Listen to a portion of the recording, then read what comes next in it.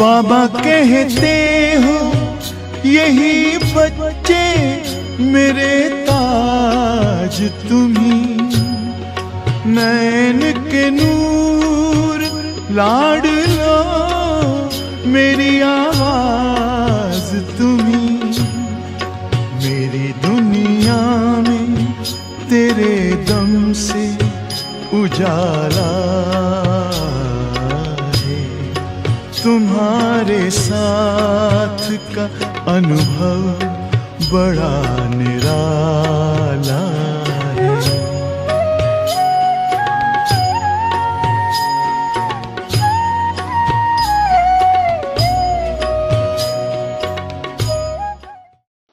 आप जानते हैं ब्रह्मा बाबा का जन्म जो है वो लौकिक जन्म हैदराबाद सिंध में हुआ, परंतु क्या करना पड़ा, पहला परिवर्तन कहाँ आया, ड्रामा के अनुसार बाबा को हैदराबाद छोड़ना पड़ा और पहले कारोबार सीखने के लिए बॉम्बे आना पड़ा। बॉम्बे में कारोबार सीखा और फिर परिचय लोग थे, उनके कारण उनके साथ में मिल करके कराची अपने कलकत्ता गए और कलकत्ते में जा कर के नौकरी शुरू किया। तो देखो पहला टर्न कहाँ हो गया, कराची, कराची से ड्रामा अनुसार बॉम्बे आना पड़ा, बॉम्बे से फिर ड्रामा अनुसार क्या हो गया, कलकत्ता जाना पड़ा। ड्रामा ने कैसा टर्न लिया। हाँ, बाकी अपनी जन्मभूमि जहाँ जन्म हुआ है उसको छोड़ के जाना और आगे बढ़ना, और कई बार कई लोग नहीं कर सकते, नहीं आगे बढ़ने के लिए जा सकते, छोड़ नहीं सकते। बाबा ने वो भी छोड़ा, कलकत्ते जा कर के नौकरी शुरू किया। आपको मालूम है ब्रह्मा बाबा ने नौकरी जब शुरू किया डायमंड मर्चेंट्स के पास, ज्वेलरी मर्चेंट्स के पास, तो उनका पगार था 17 रुपया और 2% कमीशन। वो सेल्समैन थे जो ज्वेलरी बेचते हैं ना, उसकी बिक्री करने के लिए जो निमित्त बनता है वो सेल्समैन जो है उसको 2% कमीशन मिलता है। 17 रुपया पगार। आप यहाँ सब बैठे हुए हैं, कहीं उसमें नौकरी करते होंगे, उसको 17 रुपया से तो ज़्यादा महीने का पगार मिलता होगा। कोई यहाँ ऐसा है जिसका मंथली पगार 17 रुपये से कम हो? तो कोई नहीं है। 17 रुपये से ज़्यादा होगा। मतलब उस ज़माने में ब्रह्मा बाबा का पगार 17 रुपया प्लस 2% कमीशन। हमारे नारायण दादा ने हमको बताया कि बाबा का पहला वर्ष का एवरेज पगार 23 रुपया थी, एवरेज पगार, क्योंकि 17 रुपया पगार और कमीशन, तो सारे साल का कमीशन गिनती करे तो करीब 72 रुपीज़ पगार कमीशन मिला हुआ था। उस प्रकार से एवरेज पगार 23 रुपये का था।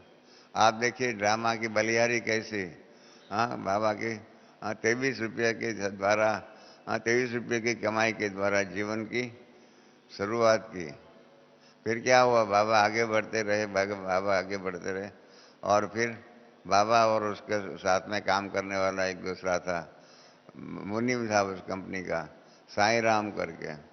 साईं राम और बाबा ब्रह्मा बाबा दोनों ने मिल करके अपनी लक्की बाबू की दुकान शुरू किया, अपनी ज्वेलरी का धंधा शुरू किया। देखो वो ड्रामा का टर्न, कहाँ नौकरी थी, नौकरी से टर्न लेकर के कहाँ गए, कलकत्ते में ही अपनी दुकान खोल दी। आप समझे, बाबा सेल्समैन थे और वो जो साईं राम जो था वो मुनीम था, वो हिसाब किताब लिखने वाला था। और इसके आधार पर बाबा ने भी धंधा आगे बढ़ाया और ड्रामा भी उनको अनुकूल रहा। अनेक लोगों का परिचय में आए, राजा महाराजाओं के परिचय में आए, नेपाल के राजा, उदयपुर के राजा, ऐसे बहुत सी राजाओं के परिचय में आए, और उसके परिणाम रूप बाबा का धंधा जो है बहुत ही अच्छा चला, कमाई भी काफ़ी अच्छी बाबा ने किया।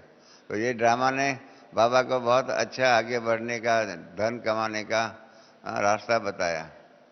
वो अच्छा है, ड्रामा का पार्ट अच्छा था, परंतु साथ के अंदर ही बाबा ने क्या हो गया आपको मालूम नहीं होगा। बाबा के 2 बच्चे और 3 बच्चियाँ थी। तो एक बड़ा बच्चा था किशनचंद की शादी की बात आई, तो बाबा ने दादी ब्रिजेंद्रा जो है उसके परिवार को देखा हुआ था, तो दादी बाबा ने नक्की किया था कि इसका नाम राधिका थी, दादी ब्रिजेंद्रा का। और राधिका जो है ना, उसकी शादी मेरे बड़े बेटे किशन चंद के साथ होनी चाहिए। उसके लिए क्या किया बाबा ने, उस ब्रिजेंद्र दादी का भाई को कलकत्ते बुलाया। वो कुछ काम के आया था तो अपने पास को बुलाया, भाई भाई हमारे कराची का, हैदराबाद का है, उस प्रकार से। और उन्हें दुकान बताई, दुकान के अंदर ज्वेलरी बताई है, इस राजा के लिए ज्वेलरी बनी है, इस रानी के लिए बन रही है, इस प्रकार से इतनी चीज़ें अच्छी बताई। और दूसरी आप सबको मालूम नहीं होगा बाबा के जीवन की बात। बाबा डायमंड खरीदते थे, बाबा डायमंड खरीदते थे, परंतु उसकी टर्म्स ये थी, उसका पेमेंट जो है 6 से 12 महीने के बीच में देने का। आप समझे, धंधा के अंदर जो व्यापारी है को मालूम है हम पैसा जल्दी नहीं मिलता है, कभी 6 महीने के बाद मिलता है, कभी 8 महीने के बाद मिलता है, कभी 12 महीने के बाद। तो 6 महीने से 12 महीने के बीच में देना होता था। तो बाबा क्या करते थे,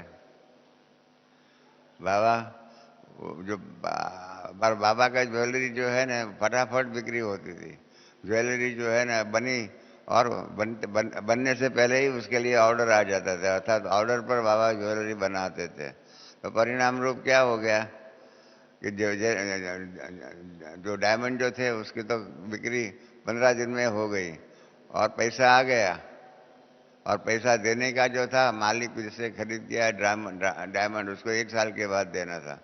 तो बाबा ने क्या किया, पैसा हुंडी पर ब्याज पर देना शुरू किया। आप समझे मेरी बात को, जो व्यापारी हो गया उसको मालूम होगा, बाबा ने हुंडी पर ब्याज पर पैसा देना शुरू किया।